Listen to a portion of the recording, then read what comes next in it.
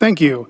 And I'll call to order the Tuesday, October 24th, 2023 meeting of the Committee of the Whole, Parks and Environmental Sustainability. I'm the presiding officer, David Carson. In attendance are council members Anderson, Fields, Forsyth, Kahn, Kritzer, and Councilmember Stewart is absent. We have 5 items on our agenda today. The first is the events recap of 2023, and with us is our Parks and Rec Director. Good afternoon, Council. I'm Lorene Hamilton, Parks and Recreation Director. I am joined today by Zach Hoodner, our Recreation Business Manager, and Nicole McDonald, our Events and Marketing Supervisor. They are actually bringing us 2 updates, so I'm going to let them do one after the other, but we'll pause for questions between the 2, of course. The first is our events recap for 2023, and then they'll also be sharing the Redmond Lights 2023 program plan with you today. So I'm going to hand it over to Nicole. Hi, I'm Nicole McDonald, Events and Marketing Manager or Supervisor. I'm going to be talking to you a little bit about our events recap. And we're going to include some statistics and highlights. There should have been an attachment with the special events, some numbers for Derby Days, as well as the event permitting stats. Derby Days happened over July 14th and 15th this year. Despite the heat, we saw similar overall attendance as 2022 with 35,000 people in attendance, but the peaks were higher with the attendance being at its highest during the drone show at over 9,000 folks in municipal campus. We worked again with Urban Craft Uprising to manage craft vendors and Artist Home for music booking and production again this year, as well as continued our partnership with Redmond Bar and Grill for the Beer and Wine Garden. We're incredibly appreciative of those relationships and how wonderful they make the event each year. Our total revenue from sponsorships, carnival, and booth and vendor fees was $193,000. We also have some numbers around our volunteers, which were at an all-time high. 234 volunteers came through. We included numbers on our parade entries, velodrome attendees, live music, website visits, and other social media stats in the special events recap.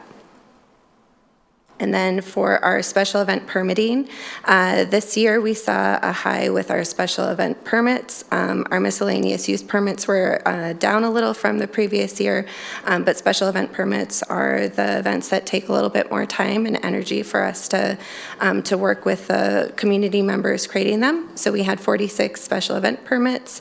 Our miscellaneous use permits totaled a revenue of $12,040, and our special event permits totaled $251,989 in fees.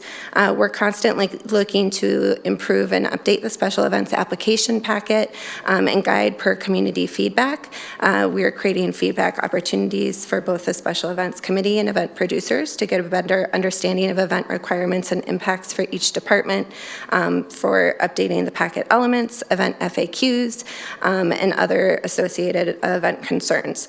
We're also looking to create new maps for Estera Park and Municipal Campus in anticipation of the completion of the Redmond Senior and Community Center. We also automated the application process, and we're looking to improve it additionally by looking at other platforms. In closing, we're really proud of everything that happened this year in Redmond Parks as far as special events go, especially with Derby Days. Great, thank you. So, any questions for the team here? Councilmember Kritzer. Thanks for the recap and for the great work on all these events this year. It's so exciting. And, you know, I was talking with some people in the community about how it seemed during the summer and spring, like every single weekend there was an event going on in Redmond. It's just such a fun place to be. One curiosity, could you explain miscellaneous use a little bit more about what types of things are contained within there? It looks like there was a big increase from last year to this year. Or no, or it was a decrease from this year to last year, so. Yeah, miscellaneous use permit is anything that falls outside of like daily use of parks and has under 100 attendees planned. If I may add, in the code, it's basically calls out non-traditional park activities, so it's kind of like this umbrella term of anything outside of what would be a special event. Okay, so it might be like something that's not as big as an event, but is kind of just a smaller event. Correct. essentially. Think about if you wanted to have, for example, like a company picnic at one of our parks. You might want to use a miscellaneous use permit because it would allow you to expand your use of the park past what a traditional use of the park is, which is usually an informal use of our park, but it's not as large as a special event. So it doesn't need the same infrastructure or the public safety support or public works support. It simply needs to be able to say, yeah, you can use the park and have more people, have more food. It allows you to use the park in a non-traditional way. Interesting, thank you. Yep. Great, any other questions? I don't see any from Mr. Fields. So I actually had one comment about the R Cup. As a frequenter of the beer garden at Derby Days, I thought it went very well, and I just wanted to get your thoughts on if there were any kind of what you thought about using them. I think from the user's perspective, it went off pretty well. So Yeah, no, they were a great company to work with. We really enjoy the R cups. I don't know if you saw, but we had 50% of waste was recyclable, and that was in big part because of the R cup usage. It worked really well. I know that I think we only had 20 go missing, so a relatively small number. And then also Redmond Bar and Grill had no issues working with them and thought it was a great addition to the event. And now we see them used in other venues, event venues, and so it's been a really great addition for us to continue kind of our sustainability initiatives within the special events. And Redmond Bar and Grill shared with me, because I was asking them during the event how it was going, and they said that it didn't deter any sales either. So there's always that concern when you maybe have to increase the price by 50 cents or whatever to help be more sustainable, that your sales will actually go down. But from a drinks perspective, they said that they did as much business as they had done in prior years. So I thought it was a really cool initiative, and they actually had someone going around trying to make sure that any cups that ended up in the trash got pulled out. So they did a great job, and we really appreciated working with them.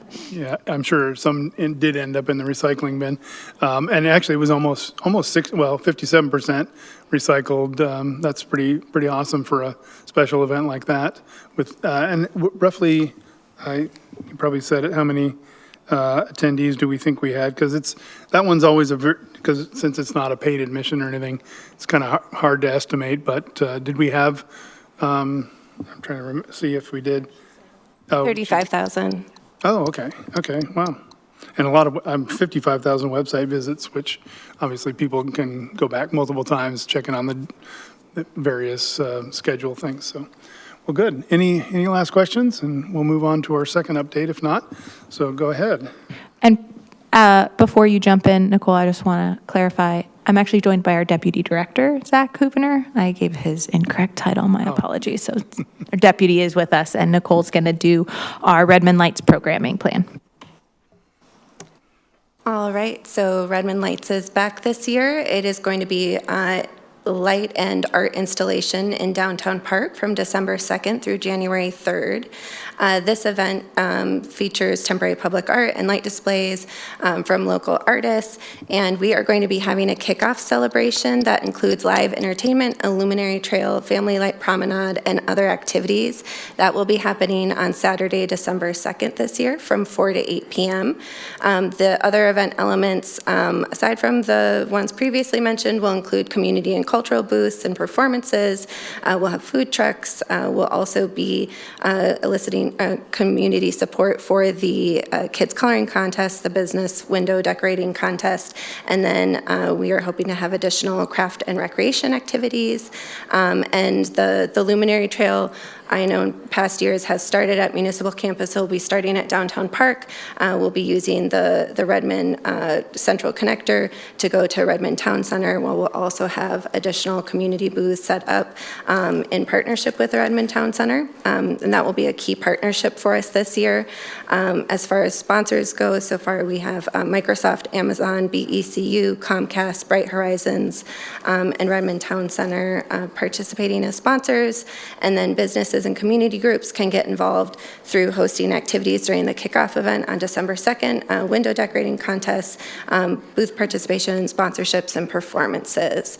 The total cost of the event is $110,000. We have multiple funding sources that are outlined for you. And so we have sponsorships, LTAC grant, event fees, and then the Arts Activity Fund for LTAC and for Culture for the temporary art installations. Great. Any questions from council on Redmond Lights? And, well, it's always, oh, go ahead, Councilmember Anderson. Will you be seeking volunteers for judges for the windows?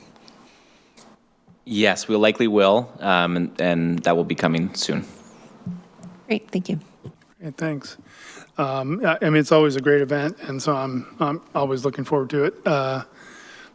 Hopefully the weather will cooperate, as sometimes it does. I remember one time it was like 16 degrees. At least it wasn't raining, that, you know. But great, well, thank you for that. Really appreciate it. And we'll move on to item number 3, if there's no other questions.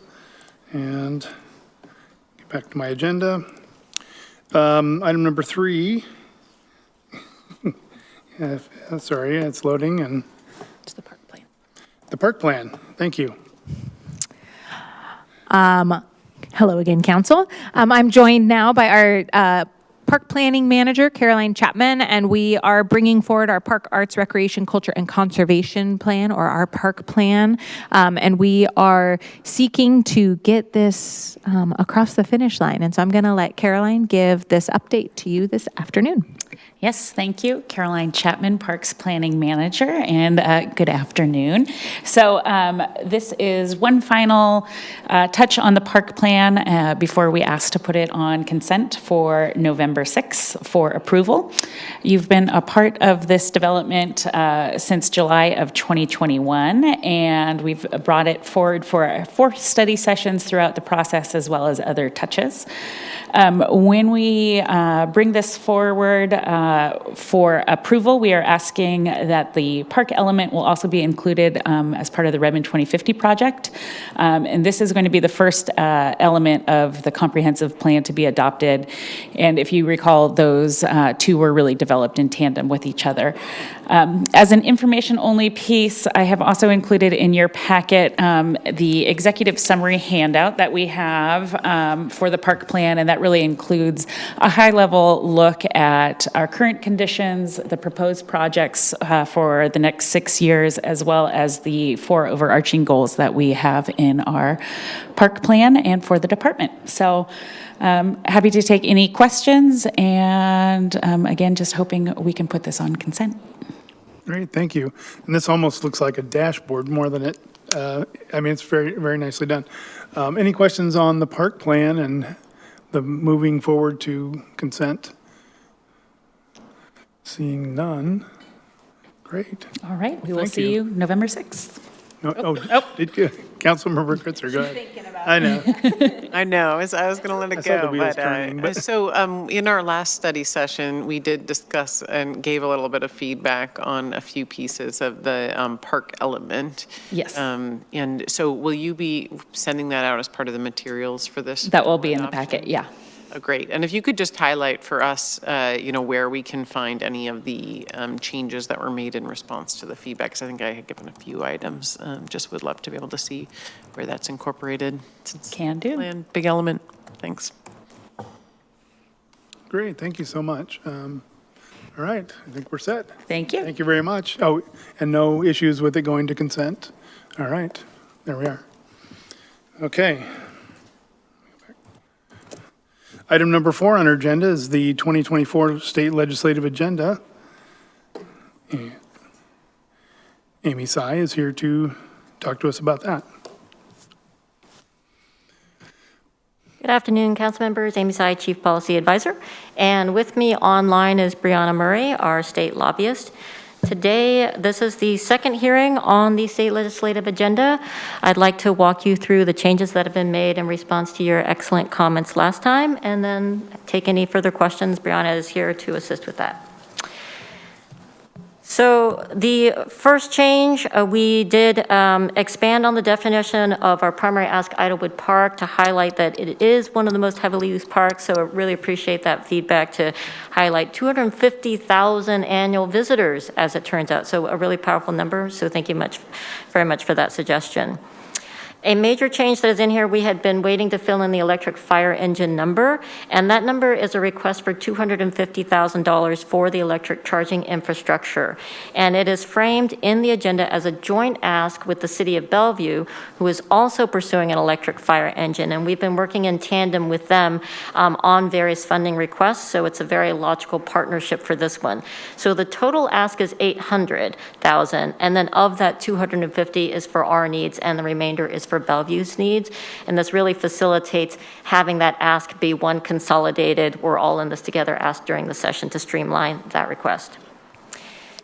And as a side note, Bellevue is on track. We've been working in parallel, and so they had their council meeting yesterday, and they are in agreement on this parallel language, so they are in support of the concept as well. Side note, I may update some of the photos between now and final copy.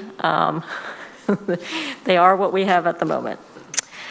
Some other changes that have been made, we added in some language about our environmental 2030 goals to highlight that there's some immediate actions occurring as well as long-term. And that's a great feedback addition there to just strengthen how strong we are on the environmental front with our objectives there. We also clarified the language to make it clear in terms of labor regulations that this city is committed to the health and well-being of its employees. So being really clear about that language. Again, great streamlining, really appreciate that feedback. And the focus there being on educating the state legislature about those impacts and how it impacts the city line of business. On community vitality, we also added in language to tout our Thrive program and our mobile integrated health and alternative response programs. And so the language we chose there was to highlight one of the awards we've received in that area. Again, that's part of the narrative we have going into the state legislature. Please pay attention to how great Redmond is, all the things we do in these areas, and then please take our ask seriously. We have some value to add here. We do good things with the money, so strengthening that aspect there. Clarifying under childcare that there are aspects to childcare beyond affordability, including accessibility and the workforce elements of that. And then in the public safety area, broadening the safe neighborhoods and resources to be clear that this applies to all public safety programs and training, not just policing in particular, but broader needs related to public safety, and clarifying the language for the alternative treatment programs. So those are the changes, and just open it up to any further questions and comments. All right, any questions or comments from council? Councilmember Forsyth. Thank you. So just two things. I wanted to flag that it was just brought to my attention that Representative Wallen will be bringing forward a zero emissions landscaping bill. So I know that falls very much into our wheelhouse, mostly talking about leaf blowers and using electric leaf blowers. So definitely think that there's going to be a lot of council members that are going to want to testify on that one. So one for us to watch and maybe add something to our environmental sustainability. I was trying to figure out where it could go in those bullets, and it didn't quite fit necessarily in any of them. But if you can find a way to make it happen, great. And then on the public safety one, the safe neighborhoods and adequately sourced public safety programs and training, for me, it didn't quite hit the way we were talking about it, as far as being crisis response and alternative programming. So I don't know if there's a way to strengthen that, but if other folks feel like it hits the mark, then I can be okay. But I just wanted to flag it because I wasn't 100% on the mark for me. Great, thank you. Any other comments on that? Yeah, Councilmember Khan. Thank you. One thing that kind of keeps coming up in mind as it pertains to electrification, not only of our fleet, but as the city is becoming more electrified with more EVs on the road, is fire suppression as it pertains to fires that involve electric vehicles. I know that's largely a national issue of kind of shortage of equipment for EV-related fire suppression. So if that could possibly be added to the investments in building and fleet electrification section of our sustainability portion there. Thank you. Okay, thank you. Councilmember Kritzer. I would support Council President Forsyth's suggestion on public safety to just, I think it does show up in other places around our support for community, for alternative crisis response, but to be clear that that's a piece of what we're looking at in public safety. It would be good to have some sort of language there to make that clear. Only other thing is I really do, well, I appreciate all these changes and the great work on this. So overall, I think this looks great. The only piece, appreciate the change on adding the 2030 goal. My thought was to actually highlight that we have a goal to get to net zero for municipal operations by 2030, which ties really well to some of the asks around electrification infrastructure. Whereas what's written here is around kind of our community greenhouse gas emissions goal for 2030. So I could see it being more, we have the goal to achieve net zero for municipal operations by 2030 and community-wide by 2050, which I think helps to strengthen the case for many of the things that are below. Thanks. Great, thank you. Anything else? So I would go ahead and chime in on what Councilmember Forsyth mentioned, and I do think that's accurate in terms of obviously the kind of the preface paragraph talks about it, but it talks about what we're already doing. But I think we do have specific needs in crisis response that. Obviously our mental health professional and building that team out as we have the funding and the head count. So I think maybe slipping a little clause in there would be helpful to indicate that we're not just talking about police and fire, but kind of the whole system, and the integrated system that we've developed, and it takes care and feeding as well to make sure that those aspects of it are also being addressed. So, any other council members have thoughts on that aspect of it? Councilmember Khan? Just want to say I agree as well. Great, thank you. So Chair, if it's okay with you, I'll talk through some of the language suggestions Sure. from what I've heard. Yeah, that'd be great. So on environmental sustainability, right now it's the city is working to reduce community greenhouse emissions by half by 2030 and achieve net zero emissions by 2050. One possible language, to reduce community greenhouse emissions by half by 2030, achieve net zero city operations by 2030, and net zero emissions community-wide by 2050, if that works. We could also strike the first 2030 if you want to be heavier hitting of 2030 city operations, 2050 citywide. Hearing a little more preference for the latter, okay? And then in terms of electrification, I believe when it comes to the zero emission area, these are already going to be flagged and they will be things we're looking at. I'm not sure language is needed at this point, and then I'm not familiar with the bill, so it'd be a little tricky, but I do think it'll be covered for definitely keeping an eye on it, tracking it, keeping everyone informed, and then acting consistent with the words you have here. On EV fire suppression, I don't think that's necessarily specifically called out, so perhaps investments in building and fleet electrification and charging infrastructure is the current bullet. It could be, and resources for associated impacts such as EV fire suppression. This has the beauty of having a lot of space on this page, so even though that is wordy, it's not going to affect the current one-page miracle that we've achieved with the agenda. And then on the public safety area, the current language is safe neighborhoods and adequately resourced public safety programs and training. It could be safe neighborhoods and adequately resourced public safety programs, comma, including alternative crisis response, comma, and training, so that it is just simply highlighted that to make sure that's included. That seems pretty reasonable. It looks like we have some form of consensus. So great, thank you very much. Anything else? We haven't heard from Mr. Fields, which is unusual.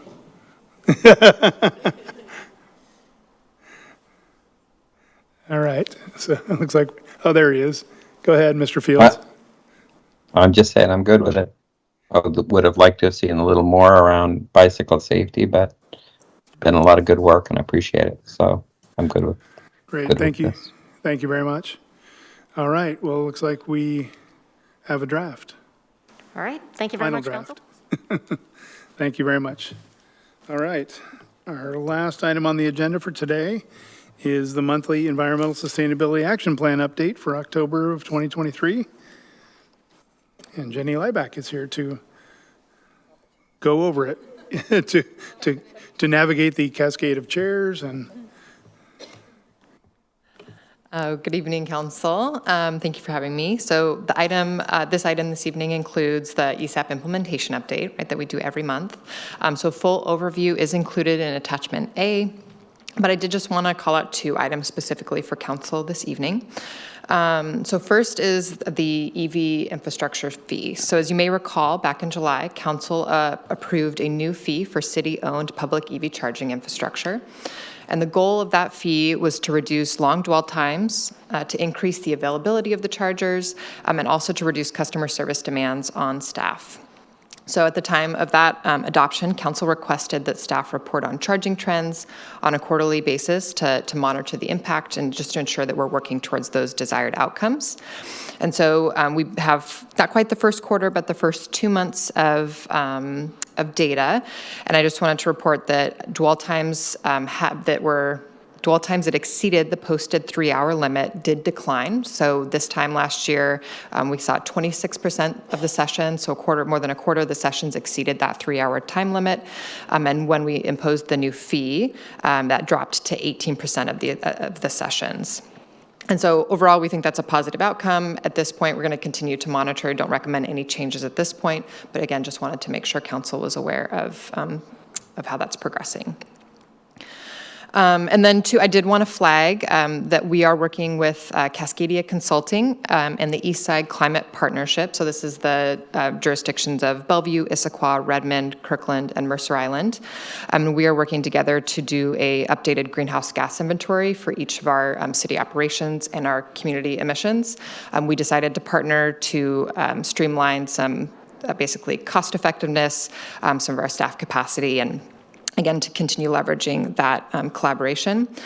So I will present the 2022 greenhouse gas inventory update and some of our ESAP key performance indicators in a staff report at the November 21st Council business meeting. So I just wanted to, since this is a little bit out of a timing, especially again, since we only have one meeting in December, I just wanted to flag that here, that you'll be seeing me again so that we can do a little bit of overview of some of the 2022 work. And then also one last point too is that we had talked about us presenting on the electric leaf blower work, specifically at city operations at the meeting today. We punted that to next month's meeting just since we had the legislative agenda and didn't want to take up too much time with 2 topics. We clearly had more time, but we'll be ready to talk through that with you all next month. So, and again, that's all I wanted to touch on today, but I do encourage Council and the listening community to explore attachment A for more details. That's it. Great, thank you very much. Any questions? Yes, Councilmember Forsyth. Thank you. I'm glad to see that the electric vehicle program is working how we thought it would. Will you be coming back to us maybe January or so with another update? Because now that we're getting into the colder months, battery charging times take longer. Just interested to see what the cold weather impacts do to those numbers. Absolutely, and I can continue to include those numbers until Council decides that you are satisfied with how that's going. So it's a good check. Is there a report that you get from ChargePoint that? It's just a back-end data, so we pull and can. It's not a horrible lift for us to do it. So. Okay, yeah, cool. Sounds good. Thanks. Great. Any other questions? Councilmember Kritzer. Just two notes that I was excited at reading about it in both the newsletter and the updates. Wanted to welcome our new AmeriCorps and Washington Conservation Corps fellows who are here, and just to express appreciation for those who do this great work in our city and come to visit us for a time. So, and then secondly, wanted to note that this Saturday is Green Redmond Day. So I'm looking forward to joining with other volunteers at the Heron Rookery Park to be able to do the Green Redmond event, and hope to see others there. Great, thank you. And actually, I heard that we last weekend planted 1,000 trees. Our Department of Natural Resources, or I forget who it was. I think it was, I'm trying to remember now. But anyway, it was this last Saturday, I think it was, which is pretty awesome. And maybe you haven't gotten the news yet, but. Yes. No, that was the Bear Creek. I was just making sure. Yeah, Bear Creek, that's what it was. Yes, exactly. And yeah. And then that's an area that, because of the way the water's been changed, the flow, we lost a number of trees that were close to the road, to 520. And so this is replacing a lot of that vegetation, and so that was pretty exciting. Yep. Yes. Yeah. That work's being led by Public Works and Tom Hardy. So Yes. yeah, I really appreciate their work. Yeah. So that was terrific to hear. And I was also happy to hear that the charge time, we started seeing exactly kind of what I think several council members thought would happen, given how we changed the rules. So great. Thank you for that. Any last questions? Councilmember Khan. Thank you. Regarding the greenhouse gas emissions report, the description says it's for city operations in the community. Does that also include businesses within the city? Okay. And I guess what I'm wondering is how that information is brought to us in the city. Have we reached out to employers regarding greenhouse gas emissions, whether it's building related or vehicle related or any other operations related? Yeah, so it's, and I can be sure to include all those details in that staff report materials, but we follow the local government or the community protocol for greenhouse gas inventories. So it's pulling from, we get data from Puget Sound Energy, for instance, about all the electricity and natural gas that's used in our community. And then we use models for transportation. So we're using best available data and the published methodology for communities to do greenhouse gas inventories, but I'll be sure to include that in that staff report. Yeah, that would be great, thank you. And if it's possible to kind of see the vehicle breakdowns as well, because I understand, I mean, we have employers that, require employees or, folks to drive their cars, but we also have, manufacturing, industrial businesses too that require use of, large trucks and other large vehicles as well. And I know we also have a large number of construction happening in the city as well, and that can generate a certain other, category and level of emissions. So I don't know if any of that gets tracked, but if it's possible to kind of see some of that data this time and potentially consider for the future would be great. Yeah, definitely. The transportation part and piece in particular, it is modeled.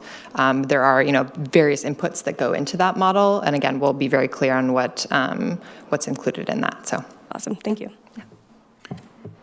Excellent. And actually, one fine point to put on the tree planting, that was a group of scouts, Troop 520, which is very appropriate because it's right next to 520, Highway 520. So anyway, I thought, and yeah. And I heard the number was closer to 1,000, but 900, it's, potato. So, Councilmember Kritzer. Just to follow up now that it was raised about the dashboard or about our tracking. The community-facing dashboard, I think right now the data goes through 2020. Is that also going to be updated as part of this work? Mm-hmm. Yes, it will. Great. We're still finalizing the 2022 greenhouse gas inventory, which is why they're still blank. Great, thanks. All right, great, thank you. Councilmember Fields. Thank you. So I've asked this question a couple of times, Jenny, and not sure what the answer is, but I know I'm going to be repetitive, sorry, but when we did the climate emergency, one of the things that we emphasized was that, this is certainly not Redmond's problem to solve. I still maintain that climate change is in fact one of our biggest threats to humanity, and the only way we're going to do it is if it's a global response. And one of the things I've asked you a couple of times is what progress are we making to place Redmond in that community, that international community, beginning with regional and then state and then national, as a participant and an advocate for change at a global level. Now, I'm not asking you to go to the UN and solve the problem, but what I am asking is that over time, where are we at with our relationships and our advocacy to the broader community that sees this problem in the same way we do? Yeah, no, that's a great question. Is that something that, are you okay if I include that in the staff report on the November 21st? And I can highlight some of those efforts? Absolutely. And if it takes you longer, that's okay too. But yeah, absolutely. Great, thank you. Thank you. Great, thank you. So, all right, I guess we're at the end of our agenda, and thank you for the great report. And if there is nothing else for the good of the order, we are adjourned.